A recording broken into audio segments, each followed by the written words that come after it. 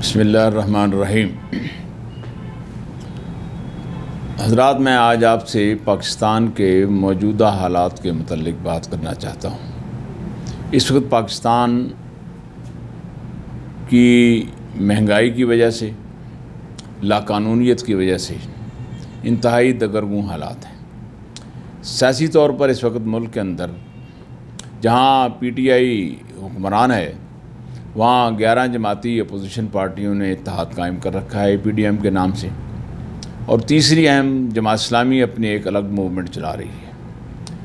اس میں دیکھنا یہ ہے کہ ان تینوں پارٹیوں کے اندر فرق کیا ہے، کیا کرنا چاہتے ہیں۔ جماعت اسلامی کیوں اے پی ڈی ایم سے الگ ہے اور اپوزیشن اتحاد سے، اور اے پی ڈی ایم کا کیا مطالبہ ہے اور حکومت کی کیا کارکردگی ہے۔ 2 سال قبل جب پی ٹی آئی حکومت میں آئی تو لوگوں کو بہت سی توقعات تھیں، انہوں نے بہت سے نعرے لگائے تھے۔ انہوں نے تبدیلی کا نعرہ لگایا، انہوں نے کرپشن کے خلاف نعرہ لگایا۔ لوگوں نے یہ چیز محسوس کی، ہمارے ملک کی جو اس وقت خرابی کی جڑ ہے وہ یہی کرپشن سب سے بنیاد ہے، اس لیے لوگوں نے ان کا ساتھ دیا۔ لیکن حیرت انگیز طور پر عمران خان صاحب کی حکومت نہ ہی مہنگائی پہ کنٹرول کر سکی، نہ ہی ان کی حکومت لاقانونیت کو روک سکی۔ اس وقت ملک میں انارکی کا عالم ہے، اور حالت یہ ہے کہ یہ مافیا کا نام لے لے کر قوم کو یہ بتاتے ہیں کہ چینی بھی مافیا نے مہنگی کر دی، آٹا بھی مافیا نے مہنگا کر دیا، پٹرول بھی مافیا نے مہنگا کر دیا۔ جب تحقیق کی گئی تو ثابت یہ ہوا یہ تمام مافیا عمران خان صاحب کے ارد گرد بیٹھے ہوئے ہیں۔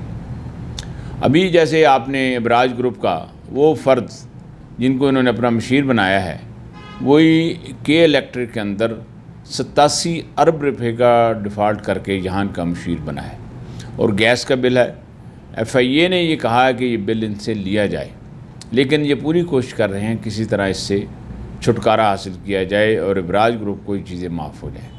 حیرت ہے، جبکہ ہمارے بل لینے کے لیے لوگوں کے بل ہمارے بل میں ڈال دیے جاتے ہیں، لوگوں کی چیخیں نکل جاتی ہیں۔ مہنگائی کا عالم آپ کے سامنے ہے کہ آج سے 2 سال قبل جب آٹے کا تھیلا 20 کلو کا 740 روپے اور 760 کا ملتا تھا، آج 1400 روپے میں بھی ملنا ناممکن ہے، مشکل پیش آ رہی ہے۔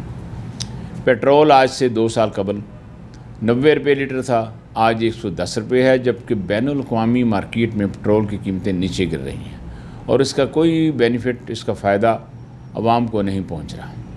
انفلیشن ریٹ 3.7 تھا آج سے 2 سال قبل، آج 10% ہے۔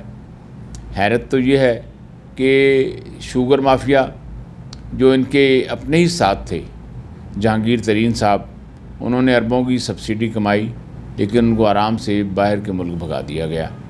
جو چینی 50 سے 55 روپے کلو تھی، آج 110 روپے، 105 روپے، 100 روپے کلو مل رہی ہے۔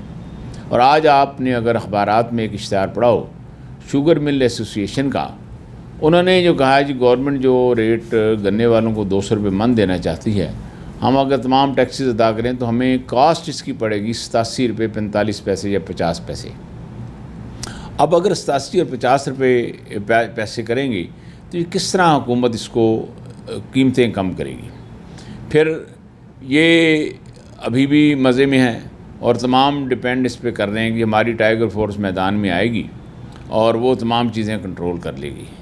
یہ تو ٹائیگر فورس کو اگر حقیقت میں دیکھا جائے تو ایک بھتہ فورس بنانا چاہتے ہیں۔ حیرت ہے، ہماری انتظامیہ بھی صرف دکانوں پر جا کر چھاپے مارتی ہیں۔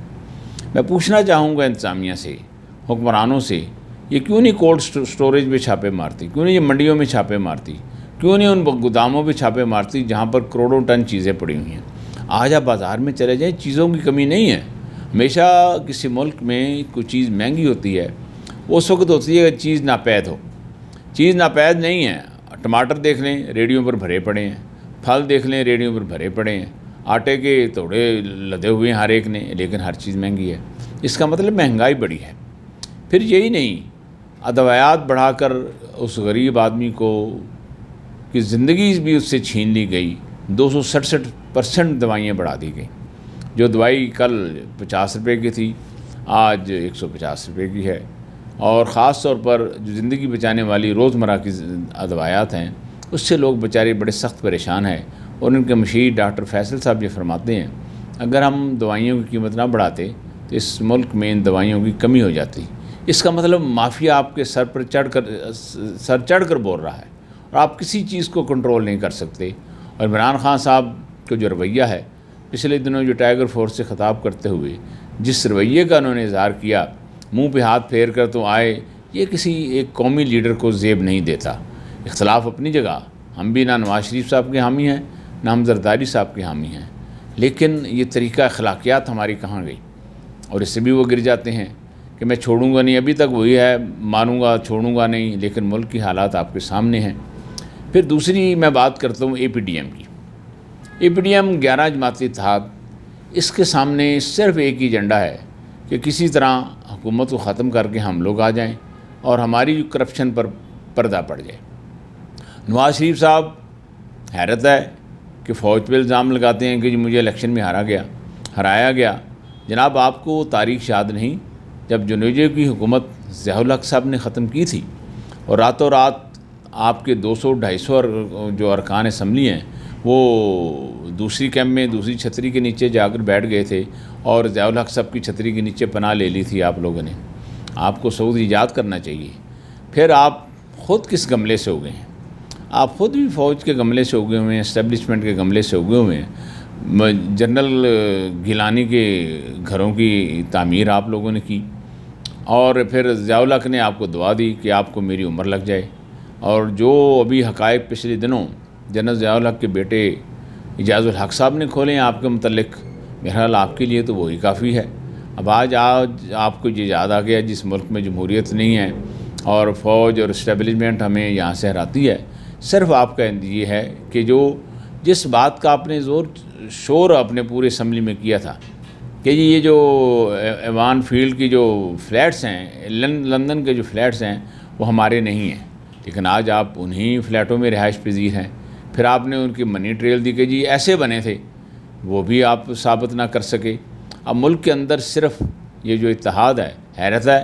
مولانا فضل الرحمان صاحب سے جب کرپشن کا سوال کیا، انہوں نے کہا کہ کرپشن میرا ایشو نہیں ہے، نہ مہنگائی آپ کا ایشو ہے اے پی ڈی ایم کا، نہ کرپشن آپ کا ایشو ہے، پھر آپ کا ایشو کیا ہے؟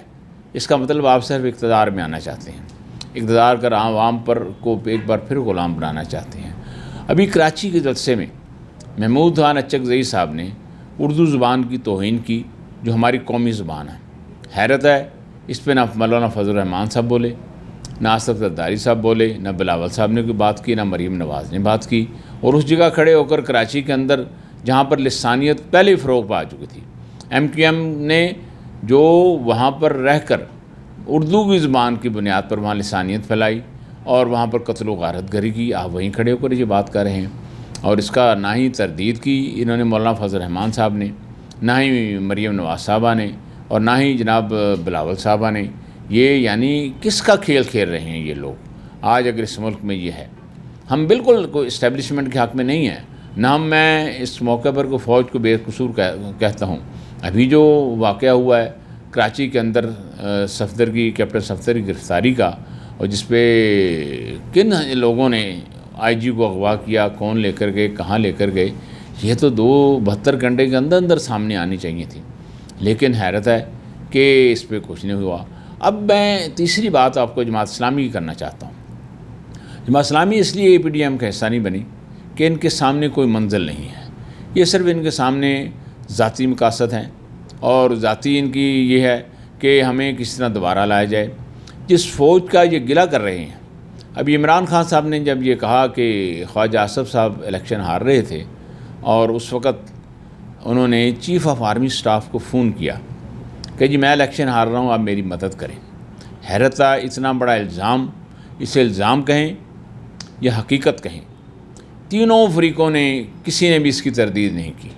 نہ فوج کی طرف سے کوئی ایس پی آر نے کوئی پیغام ریلیز کیا، کوئی اپنا پریس ریلیز جاری کی، نہ ہی خواجہ آصف صاحب نے اس پہ کوئی بات کی، دوبارہ تردید کی، نہ عمران صاحب نے ہے۔ کیا اس کو حقیقت سمجھا جائے؟ کسی کو حیرانے جتانے میں ہماری اس اسٹیبلشمنٹ کا ہاتھ ہے اور اس نے اس میں کام کیا۔ اس کے لیے سراج الحق صاحب نے سینٹ میں باقاعدہ ایک بات بھی کی ہے کہ اس پر تحقیقات کی جائے، ٹروتھ کمیشن بنایا جائے تو پتہ چلے کہ حقائق کہاں ہیں۔ فوج ہمارے لیے قابل قدر ہی نہیں ہے، ہمارے لیے محبت کا مرکز ہے، ہم اس کے لیے جانیں دیتے ہیں۔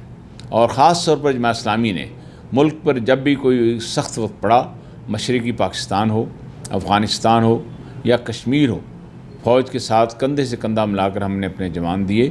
آج بھی افغانستان کی چٹانوں میں، افغانستان کے پہاڑوں میں جماعت اسلامی کے کارکنان کی شہیدوں کی خون کا رنگ وہاں موجود ہے۔ کشمیر میں بھی وہاں کی سبزہ زاروں میں جماعت اسلامی کے کارکنان اور ارکان کے خون کے وہاں پر رنگ نمایاں ہیں۔ مشرقی پاکستان میں جہاں پر مفتی بانی کا زور تھا اور وہاں پر جماعت اسلامی کے لوگوں نے فوج کے ساتھ مل کر مفتی بانی کا مقابلہ کیا، اور اس جرم میں سن 70 کے بعد 2 سال قبل بھی بنگلہ دیش میں جماعت اسلامی کے ان ذمہ داران کو اس لیے پھانسی دے دی گئی کہ انہوں نے سن 70 میں فوج کا ساتھ دینے پر معذرت نہیں کی، بلکہ یہ کہا ہم نے اس وقت یہ ٹھیک کی تھی۔ میں پوچھنا چاہوں گا، آپ اس کے متعلق کوئی خود سوچئے کہ جماعت اسلامی کیوں ان سے الگ ہے، یہ وجہ بتائی۔ جماعت اسلامی اب مہنگائی کے خلاف تحریک چلانا چاہ رہی ہے، اگر تو آپ ہمارے ساتھ دیں تو انشاءاللہ العزیز اس ملک میں انقلاب برپا ہو سکتا ہے۔